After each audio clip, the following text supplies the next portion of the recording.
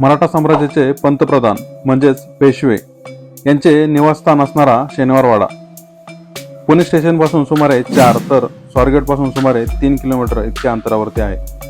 वाड्याच्या पायाभरणीचा समारंभ शनिवार दिनांक 10 जानेवारी 1730 मध्ये आणि वास्तुशांतीचा समारंभ शनिवारीच दिनांक 12 जानेवारी 1732 या दिवशी झाला. यामुळे या वाड्याला शनिवारवाडा हे नाव पडले.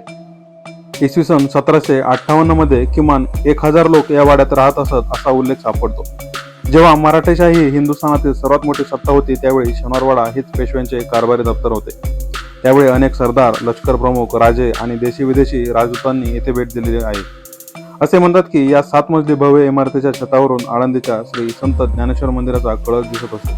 वाड्याला 950 फूट लांबीची तटबंदी, 9 बुरुज आणि 5 प्रवेशद्वार आहेत. वाड्याच्या पूर्ण माहितीचा व्हिडिओ आपल्या फोर्ट विथ आकाश या चॅनलवरती उपलब्ध आहे, तो तुम्ही नक्की पहा.